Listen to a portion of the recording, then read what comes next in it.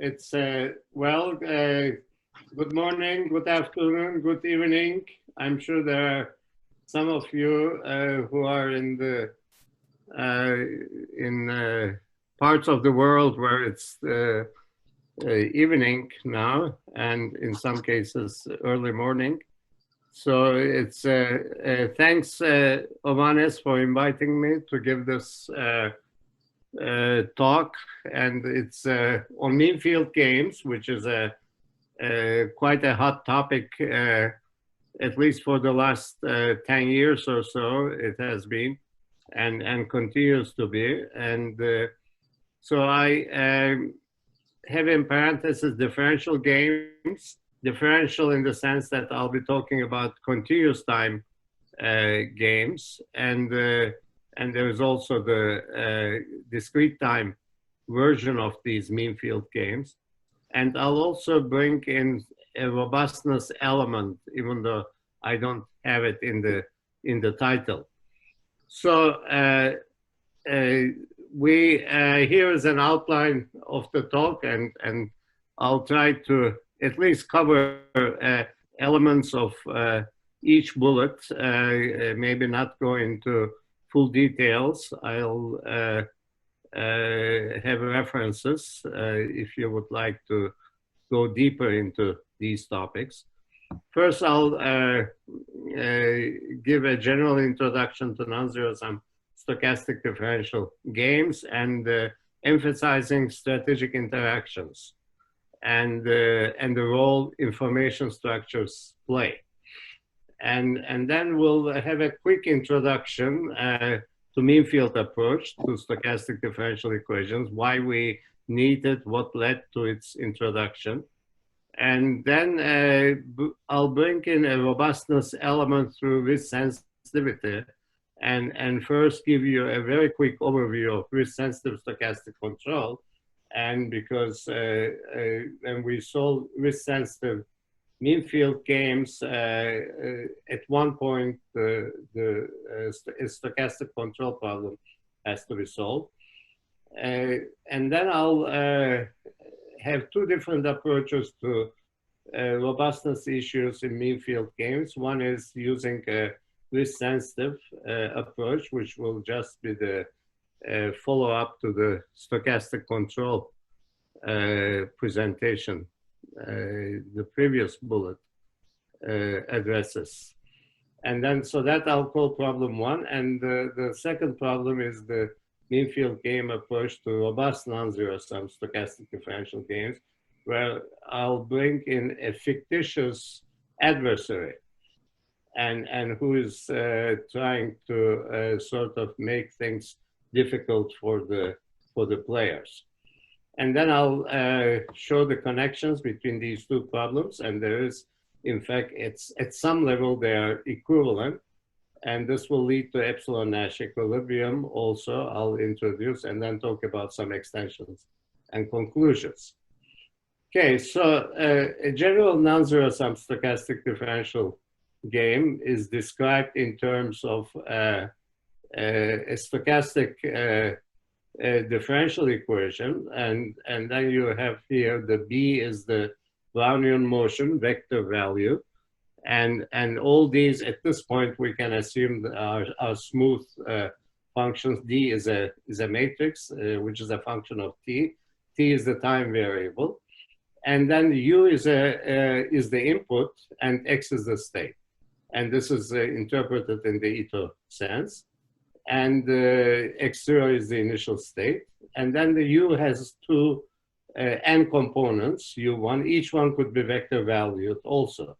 And the reason why I have it as displayed in this form is because each one is controlled by a different player, so that you can have n different players.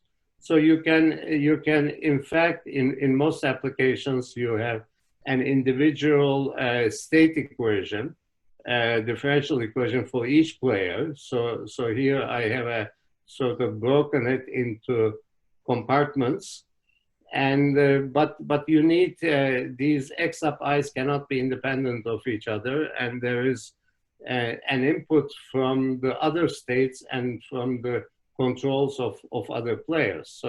So here you can see, if I didn't have the CI term, then this would be independently controlled by the ith player.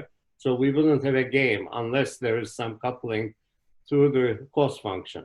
But then there is this additional term CI, which brings in coupling input from some of the states, and the X minus I means all states except states of all players except the ith one, and similar terminology convention applies to this. And so now the important thing, of course, in differential games is what information is available to the players. And the one that's most commonly used, and it may actually not be that realistic, especially if you have a very large, high number of players, is the so-called closure perfect state for all players. In other words, all players observe the entire state vector. So that's not only the states of themselves, their own states, but also the states of other players. Now, one that's more realistic is one where each player has access only to its own state, and this could be over time. So I'm allowing inclusion of memory there, and do not have access to the states of other players. And then you have the measurement feedback, and I'm not going to address this type of an information structure here, even though there are results, and we have recent results on that, where the ith player, each player has access to its state, not perfectly, but through a channel, through a noisy channel. And this can be also, here BI is again a Brownian motion, and it's a stochastic differential equation that it leads to. And now to complete the picture, we have a loss function for the ith player. The loss function has a running term, which is an integral from t to capital T, and the capital T is the terminal time, and it depends on the states of all players and the control of all the players. So one clarification. Yes. Are they there? It seems to me that they are not observing the full history of how you got where you are, maybe some summary statistic of it. They are, in which case, here with the closure perfect state measurements, they are observing the full history, right. But they are not observing the controls actions of the other players. Okay. So they are observing all the states X, the whole path of X. The whole X. So here, this is a general sort of a, later when I discuss mean field games, we are actually going to use this partial local state information where each player will be allowed to observe only its own state. And whereas in for the general finite player game, you do have access, and this is the closure perfect state. Here I'm discussing all possibilities. Yes. And in this first one, the entire history of all the states will be available. I mean, they could be in an aggregate form. That's what the optimum decision-making process may dictate, or it could be a memory that's growing. Thank you. And so now you take expectations over this because we have underlying stochastic dynamics, and then this leads to a normal form of the game depending on the information structure. I denote by gamma sub I the strategy of or the policy of player I, and gamma minus I is the set of is the collection of strategies of all other players. And then you have the Nash equilibrium. Once you bring it to this form, then you have the standard definition of a Nash equilibrium where gamma sub I is all strategy, the set of strategies of the player I, and of course the strategy set depends on what information structure you have. So so the first part is I already discussed. Now, if you have closed loop perfect state for all players, in other words, if you have the entire history, then you can use a dynamic programming approach to obtain the solution. And so you have coupled partial differential equations, assuming that these have continuously differentiable solutions. If not, then you can define this in the viscosity sense. And so this is for each, you fix the policies. So these are the closed loop policies which depend on the memory, but it turns out that it depends only, the optimal solution, the Nash equilibrium dictates the solution to depend only on the current value of the state, but of the entire state. And so therefore, this is a well-defined coupled set of differential equations. So if you solve this, the minimum minimize over V, that gives you a function of time as well as the function of the current value of the state, and that's the Nash equilibrium. And if you have a unique solution to the set of PDEs, then you have a unique Nash equilibrium with closed loop information. But this is not the main point of my presentation here. Now, if you have other types of dynamic information structures, which I have introduced, like local state or decentralized or measurement feedback, the problem becomes extremely challenging. And possibly, if each player has local information for a finite differential game, stochastic differential game, the solution could even be infinite dimensional. And even in linear, even if I have linear dynamics and quadratic cost functionals, which is one of the simplest class of problems. And why? The reason is the strategic interaction among the players.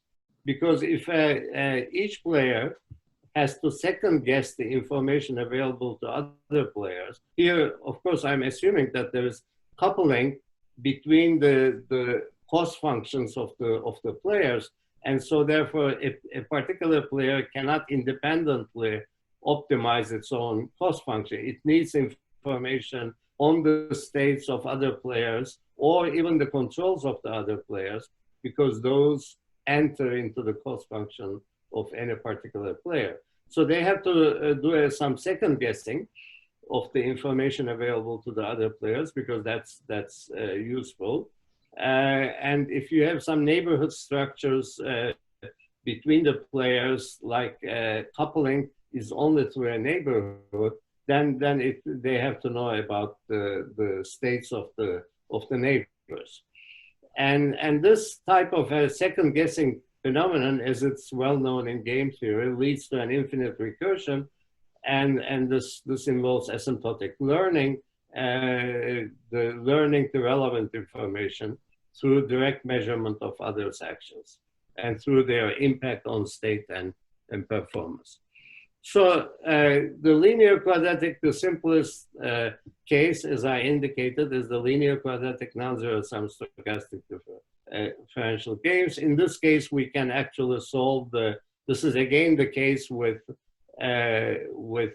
perfect state information. Everybody is sharing the state, but the solution turns out to be a function of only the current value of the state, but the states of all the players. And so you have a linear dynamics and quadratic cost function. The PDEs that I had on 2 slides back can be solved explicitly in terms of coupled what's known as Riccati equations. So these are second order equations. And if these coupled Riccati differential equations with positive definite solutions, and one can have precise conditions based on contraction mappings for the existence, then this is a unique Nash equilibrium. So this is all well known. And now when the information is local state or imperfect state measurement, even if it's shared by all the players, in the case of imperfect state measurement, existence and characterization is an open problem in this case. And as I indicated, there is this second guessing phenomenon which leads to, this is of course a finite dimensional solution, easily computable, but in the other case it becomes generally an infinite dimensional solution, and it doesn't have a closed form solution. So the question is, now given this difficulty, researchers have asked the question, and this question was asked not only for this reason, but for other reasons, where to handle scenarios where there's a large number of players. And the question is, is there any hope that with restricted information structure, information restricted to local states, only local information, can we solve the problem when n is sufficiently large? And the answer to this is provided by the mean field games. And there is actually the mean field games, I mean, as I indicated, it's the last 10 or 15 years that there has been an effort toward formulating precisely and obtaining solutions to these, and relating it also to finite games. But there is an insightful statement on games with a large number of agents going back to von Neumann and Morgenstern. And on page 13 and 14 of the 1944 edition of the book, and they say, when the number of participants becomes really great, some hope emerges that the influence, this is not in the context of dynamic games or differential games, but it's definitely a very insightful comment, that the influence of every particular participant will become negligible, and that the above difficulties may recede and the more conventional theory becomes possible. And then they go on to say it's well-known phenomenon in many branches of the exact and physical sciences that very great numbers are often easier to handle than those of medium size. This is, of course, due to the excellent possibility of applying the law of statistics and probabilities in the first case. So this is the thing. The question is it possible to come up with formulations which do make sense, where the impact of the players on any particular player's state or cost is through an aggregate term, so that what each individual player does does not have a significant impact. If you have 1,000 players, if you take one player out of the picture, if that one player does not do things as expected to do, then that's not going to make much of an impact on the outcome of the game. So the formulation is as follows.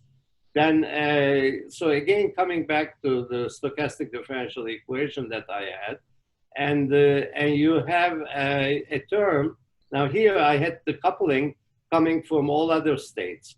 Now this is a single term now, xn, which is the average. This is one possibility, which is the average of all the states of the other players. I mean, whether you include I player here or not doesn't make any difference. So the coupling is through what is called a mean field term. And likewise in the cost function, you can have the states of other players coming in through the mean field term.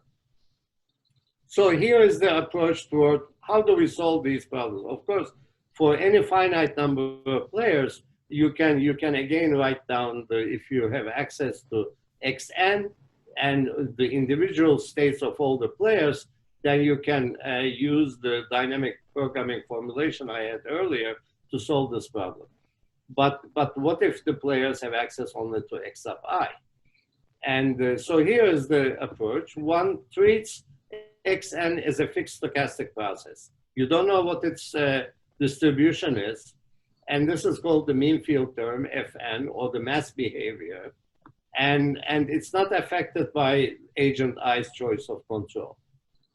And you solve this, so what you end up with, if xn is an exogenous process, then you solve a stochastic control problem, which is driven not only by the Brownian motion, but also by this exogenous process. and which at this point you assume that is a general sort of probability distribution. So you solve the stochastic control problem faced by agent I for a fixed Fn, and the state equation in this case becomes a controlled Makin-Vlasov equation. And then you generate the state process under these optimal controls. And so you solve the optimal control problem, but it will depend on this exogenous process. But there is a connection between these. If you do it for every player, then there has to be a consistency between what Xn is and between what the individual players' states are. And so therefore this leads to, as n goes to infinity, you have to require consistency. And this entails solving a fixed point equation. So assuming that that fixed point equation has a solution, and then one can obtain conditions under which that's true, like contraction mapping conditions or other types of approaches toward fixed points of equations. And then we did this, this is valid when n is very large or infinite, actually, in the limit. Then you say, let's apply this control that we have obtained, which depends for each player only on xit. And so therefore it uses only local state information. To what extent is this a Nash equilibrium for the original game when there is only an n number of players, and one can show that this is actually an epsilon Nash equilibrium where epsilon is related to n. Can I have a short question before we continue? Sure. Here, as far as I understand, on this slide, we understand a mean field we try to introduce a mean field approach using a so-called mean state, right? Right. Well, it is, in this case, for some classes of problems, it turns out that Xn, for example, if you have linear dynamics, it is the mean value, because this, by the Stern law of large numbers, then this, as n goes to infinity, this converges to the average, which is the mean value. So therefore, it depends only on the mean value. But for general nonlinear problems, when you solve this fixed point equation, it has to be in the space of distributions, not in the space of mean values. It's called mean field term, and because it's generally the way it was first introduced, it was through the mean of the terms which couple the individual player states. Okay. Okay. Yeah, it's clear. But what about the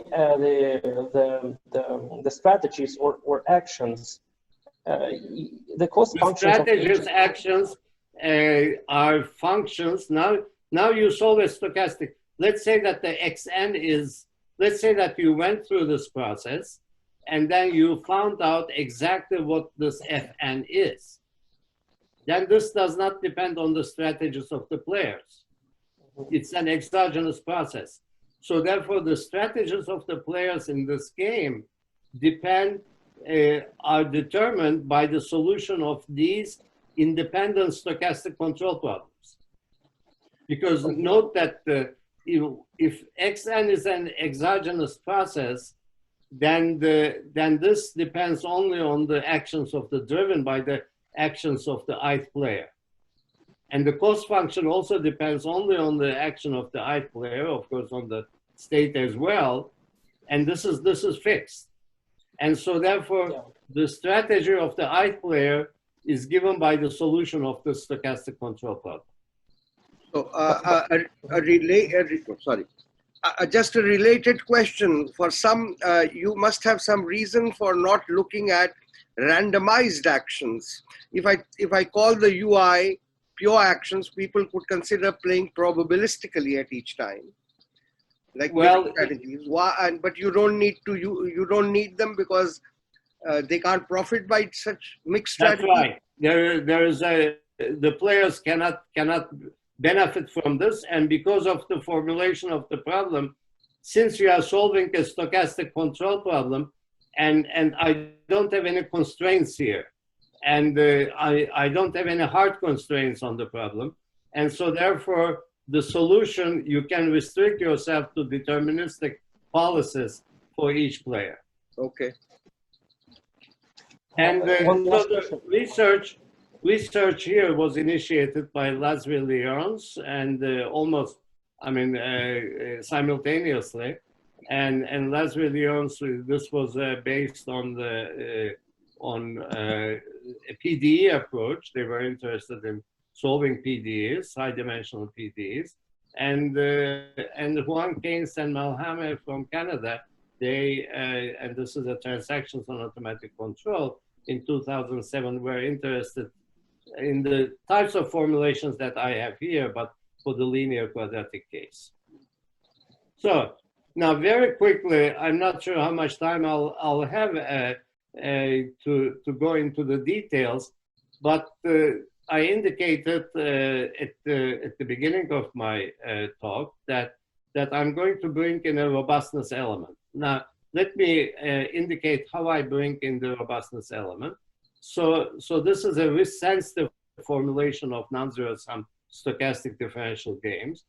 And so instead of the state equation is the same, but instead of having minimizing the expected value of this, you exponentiate it after multiplying by a positive parameter, and this is known as the risk sensitivity parameter, and then you take the logarithm and then divide it by theta over 2 in order to normalize it. So you solve this problem, and this has a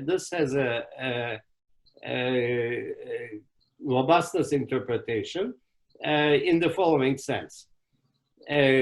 So let me very quickly go over this. You have, again, a stochastic differential equation, and this is a standard Wiener process. I have a parameter epsilon because this plays an important role, not necessarily very small, but it's positive. And then I want to minimize, so this is just a stochastic control problem, but when you solve the mean field game, then you have to solve a stochastic control problem at some point. So this is your cost function with the theta. Now with an epsilon here, I bring in an epsilon here for reasons I cannot go into right now, but you can assume epsilon to be fixed, and then it doesn't make any difference. This is just a parameter, scaling parameter. And essentially, if epsilon is large, then the stochastic perturbation through the Wiener process has substantial impact on the state dynamics. If epsilon, you can take the large deviation limit at some point, and then get rid of the stochastic perturbation. And so you have the value function associated with this, and then the important thing here is that if you write down the partial differential equations associated with this, there is an additional term, which is this in the partial differential equation, which is due to the presence of the risk sensitive parameter. And note that if I didn't have the risk sensitivity parameter, if theta is 0, then this term is essentially if 1 over gamma squared goes to 0, then this term disappears, and that takes us to the normal, what we call a risk neutral problem. And if f is linear in U and G is quadratic in U, you can obtain a much more explicit solution. And then here again, the gamma appears. And so the and this is the linear exponential quadratic Gaussian problem, where you have a Riccati equation now, and the Riccati equation has an additional term, which is minus 1 over gamma squared times dd transpose, which pulls it in the other direction. And depending on the value of gamma, if gamma is too small, then this will have a conjugate point on any finite interval. And so you have to avoid that. And it's the adversary that's actually controlling it.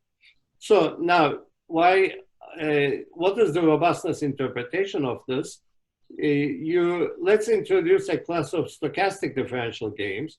These are now zero-sum games, where I have the same stochastic differential equation as the state equation, but then I have added another term here, which is controlled by another player. Note that here we have only two players, player one, and then I have brought in a fictitious player, player two, which is dwt dt. And then there is a cost function. So the player one wants to minimize this. Player two wants to maximize this. So it's a zero-sum differential game. And so you have to have a sum cost on the actions of this player, and this characterizes this cost. So you introduce an upper value function, and then there is the so-called Hamilton-Jacobi-Isaacs upper value equation associated with this. And then what happens is, let's go quickly to the final message here, and which is that the value function associated with this problem is identical to the value function associated with the risk-sensitive stochastic control problem. So the risk-sensitive stochastic control problem has a single control, a single input, and but there is that parameter theta, and then whereas the game itself has a risk-neutral cost, but has a fictitious player. So the two are the same.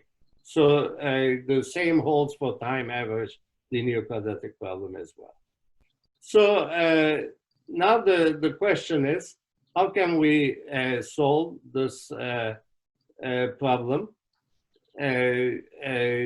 Going back to the mean field game, but with a stochastic a linear differential equation, because we can solve this explicitly. And for details, you can see the transactions on automatic control paper with a former student of mine from 2017. So the stochastic differential equation has this, now this is for player I, so we'll have a very large number of players, and this is the parameter scaling for the B term.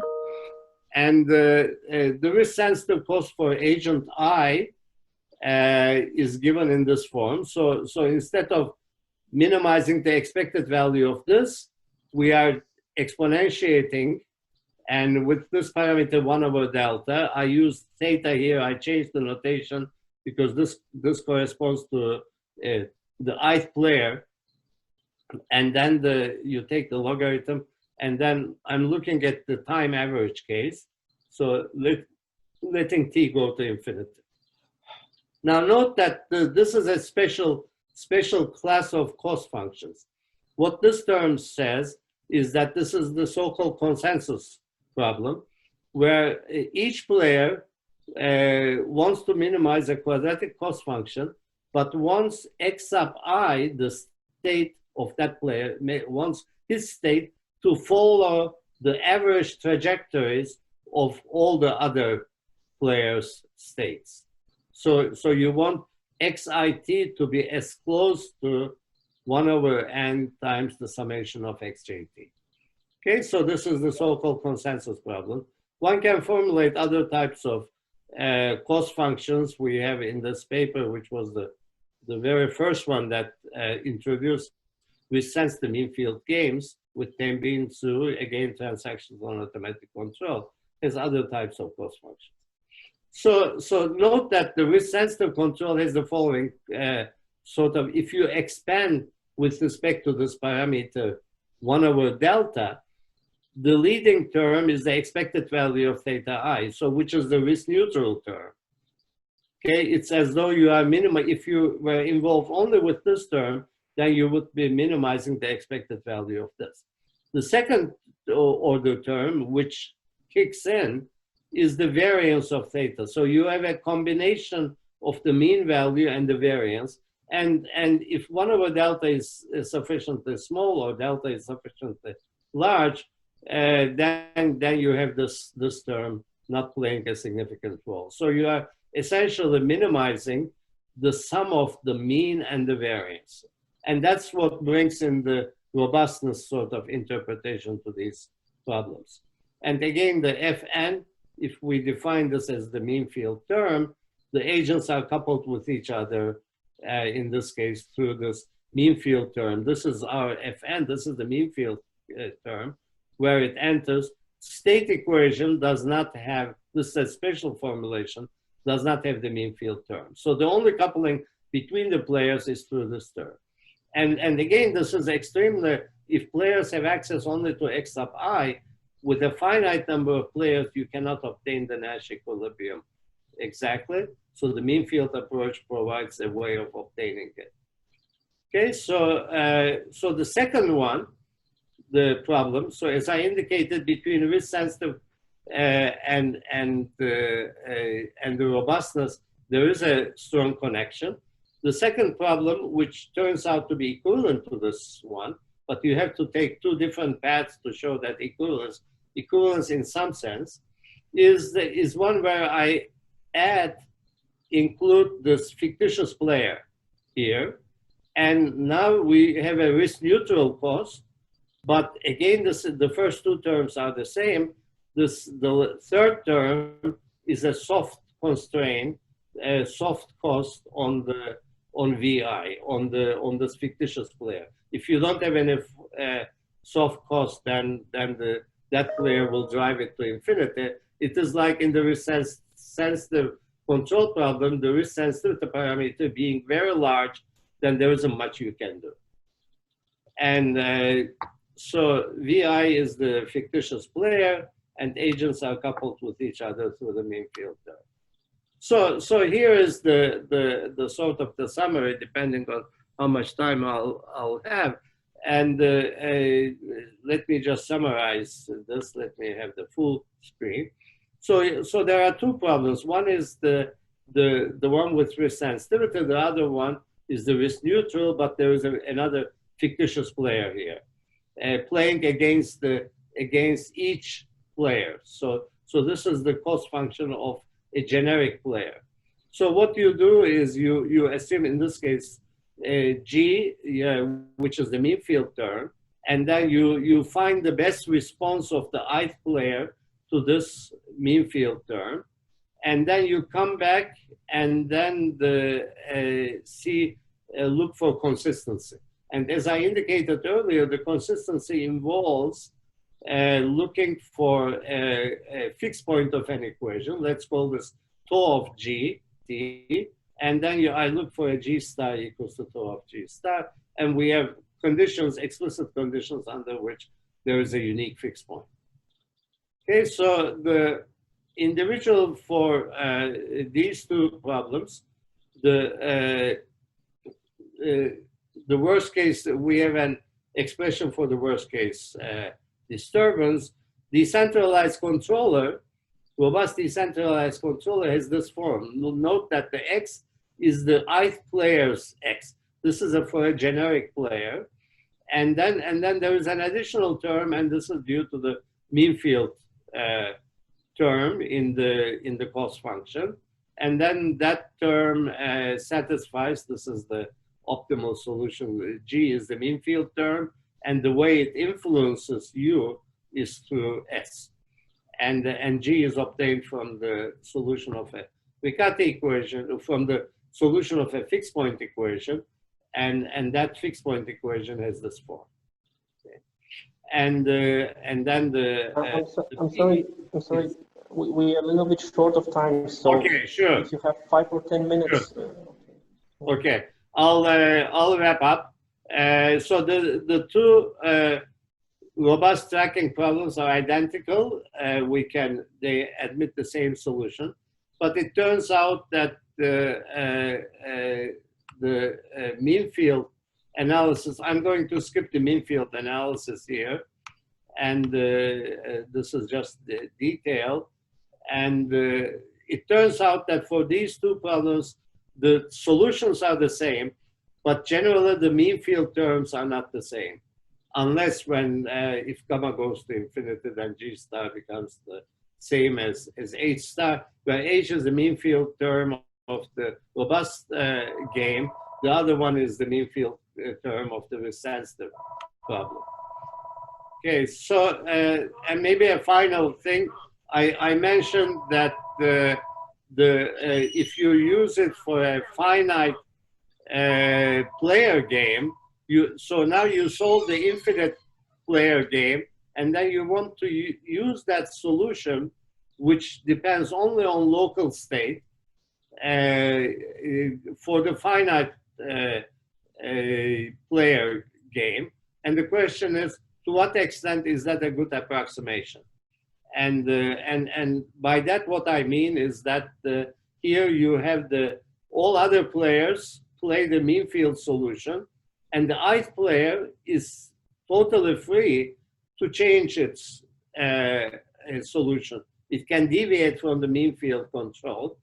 And if it deviates, the best it can do is come up with an epsilon n improvement, and where epsilon n goes to 0 as n goes to infinity, so it's exact in the mean field limit. But for the uniform agent case, when all agents enter uniformly, then we can show that epsilon n is in the order of 1 over square root of n. So that's the level of approximation. Okay, so here is the linear quadratic mean field game, linear quadratic with sensitive mean field game, which is problem P1. This is the problem P2. There is a partial equivalence between these two. As this parameter gamma goes to infinity, which means with sensitivity parameter goes to infinity, then we have end up with the linear quadratic mean field game, original game, and then there's a relationship between these two also. So I'm going to skip all this and conclude. So what I have discussed is a decentralized local state feedback, epsilon Nash equilibrium,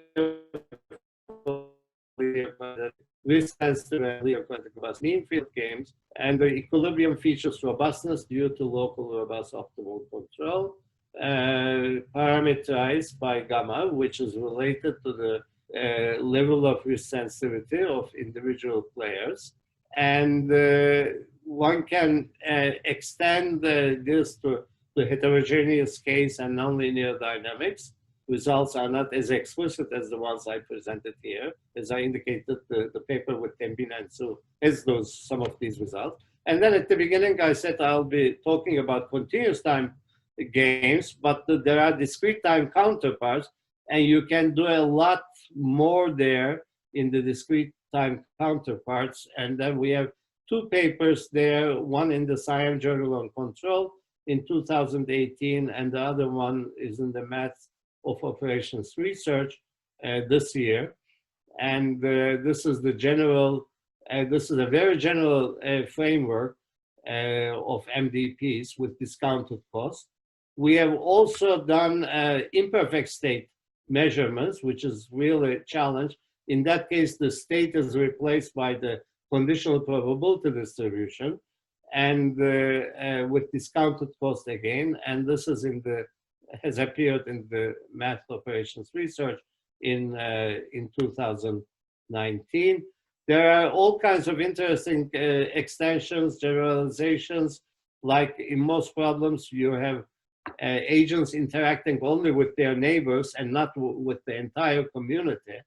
And how can you capture that sort of feature, whether that leads to any simplifications? And the other one is the leader-follower mean field games. Here, I assume that, and this is my last comment, here I assume that we have all players play equal roles. They are not, you don't have some players that are much more powerful than others. If you have players which do not have balanced roles, then you can formulate such problems in the context of leader-follower mean field games, where one player, the leader, has much more impact on the outcome than each individual follower, but collectively the followers, even though they are playing non-cooperatively, have almost equal sort of impact on the outcome. And this is in Automatica 2018, we have a paper discussing this. Well, I'm sorry for going over time, but thank you very much for listening, and any questions that you may have, I'll try to answer.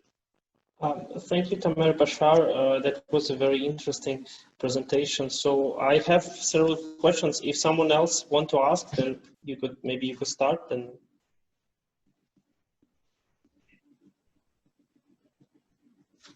Okay. Okay. On the, I wanted to know what is on the slide 5. You mentioned second guessing. What is the second guessing? Well, second guessing means that you have let's say that you have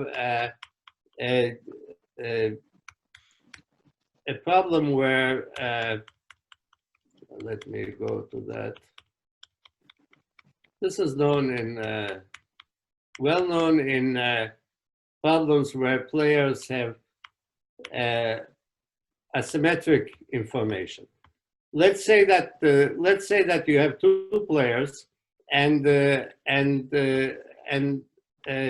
you have two players, and each one, and there is a variable of interest to both players, but they cannot observe the true value of that variable, and they obtain information on that variable from two different channels. Now, if you have such a situation and they don't share that information, so they are making independent measurements.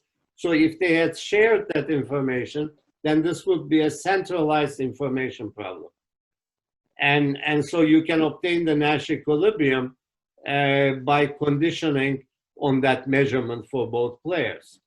Now, what happens if you don't have, if they don't share that information? If they don't share that information, then a player's cost depends on the action of another player, but that player will not be able to exactly, unless that action is shared, will not know exactly what sort of an information that action was based on. And so you can have a sort of an iterative process. One player can announce a policy depending on its measurement, but that measurement is not shared by the other player. The second player will optimize its own cost conditioned on the measurement that it has. And now the first player knows exactly what that response has been, and then will optimize its own cost function based on that additional information. And that could iterate. The question is, does this process converge to one which would be the same equilibrium as the one if they had shared all their information at the beginning? Okay, clear. Thank you very much. Another thing I wanted to ask you at the very beginning, could you go forward at the very first formulation of the mean field differential game? Right. The one before this. Oh, yeah. This one? Yes, yes, exactly. So Right. as I was trying to ask you, so here you present, or here it is presented, the mean field approach is presented by the aggregation of the state x Right. and t, right? But are there any results on the aggregation of the strategy or of the action? You see Of the the cost action. function, yeah, Right. or the cost function of agent I is represented as a function, not as a functional of Yeah. state and strategy, but state is xi and xn, but the strategy is only of the player I, but not of the maybe some mean Yes. strategy. Yes, I understand what you are asking. So the question is, can I have a U and T here also? Yes, you Yes. can. Yes, you can. Okay. And then you have to go for two fixed point equations. One in terms of the UNs, and the other one, in other words, the control that you obtain, the UIs, the aggregate of that should be consistent with the UN that you had. And X will have to be consistent with the XN, and then you have to have an additional consistency because the X is generated by a stochastic differential equation, which is driven by the U's. So there is another consistency that one has to go. Could you say a few words about what this consistency is? I'm not I did not catch the idea. The consistency. Okay, what I mean by consistency. Let's say that you have you solve the stochastic control problem. In other words, you obtain a U sub I as a function of X sub I, and also as a function of X and T. But this is not a strategic variable because the assumption is that this is not affected by the choice of U sub I. There are so many players that the choice of U sub I is not going to affect this term. Otherwise, you would take into consideration the impact of UI on XN. That would be a much more complicated problem, but no need to do that. So this is an exogenous process. And so therefore, when you solve for this optimal control problem, then then UI is going to be a function of Xi as well as on X and T, but maybe the past values of X and T, depending on what sort of an exogenous process is. So it's going to be a function of an active variable, Xi, which is driven by UI as an optimal control.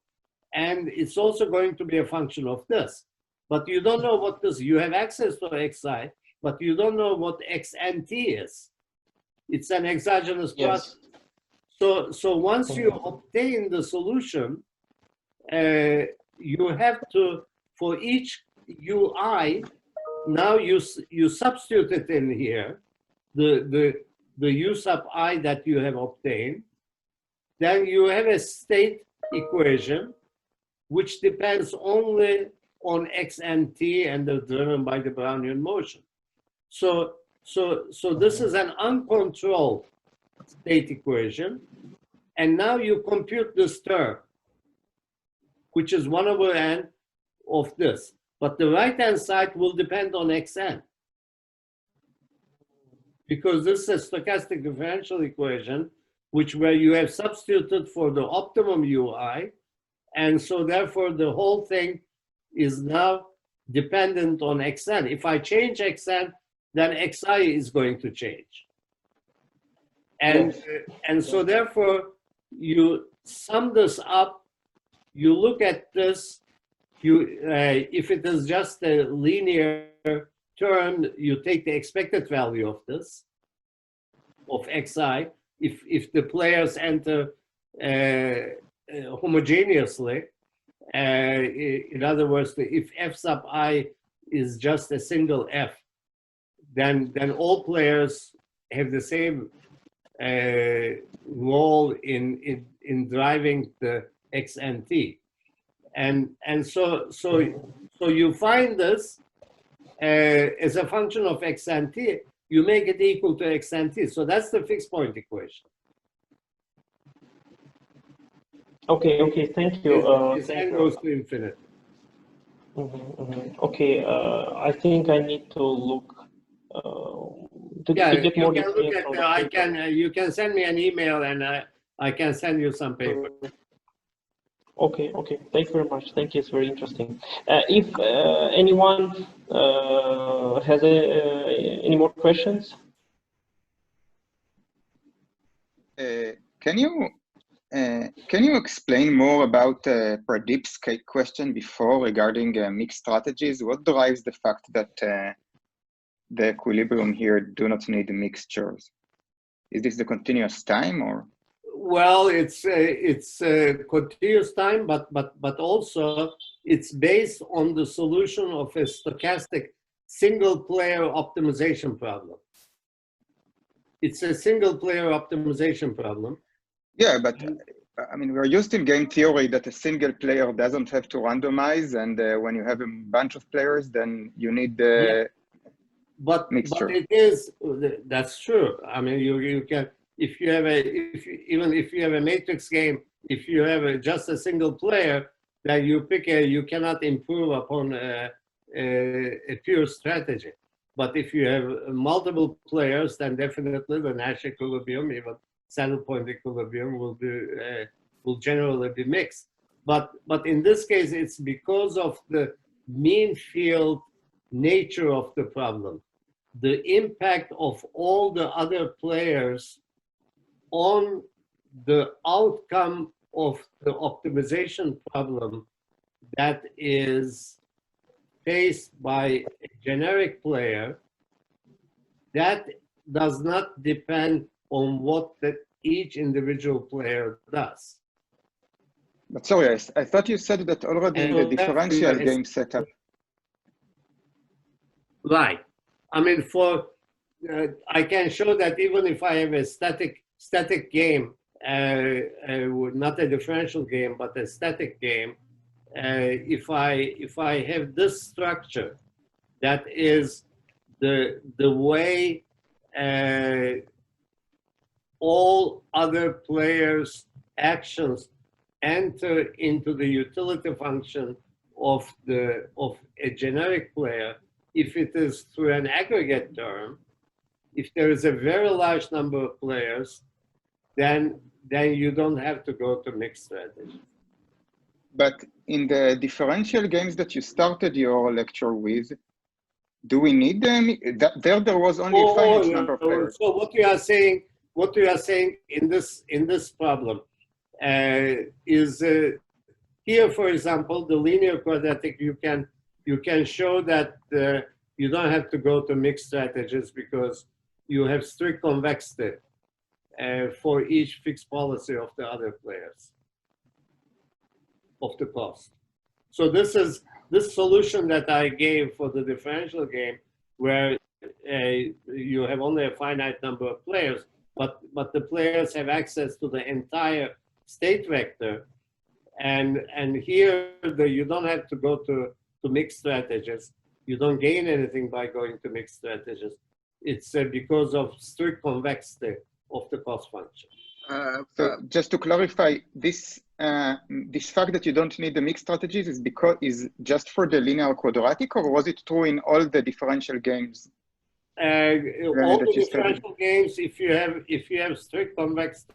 So I'm assuming that there is a certain structure in these in the G sub I and Q sub I. Okay, thank you. But that was not. I mean, my point was simply to motivate the why we go to mean field games, and of course there will be okay, understand. there will be some classes of problems, differential games, where you will have mixed strategies, definitely. But even in those cases, when you go to the mean field limit, then you will not. That will disappear. you can restrict yourself to pure strategy. There is only 1 minute left, but let me ask, can you formulate a continuum of players version of this problem? Yes, because when you have the continuum version, again, the players, there are some papers, I haven't written any paper on that, but there are some papers where instead of that summation, you have a continuum of players. Okay. Yes. Okay, okay.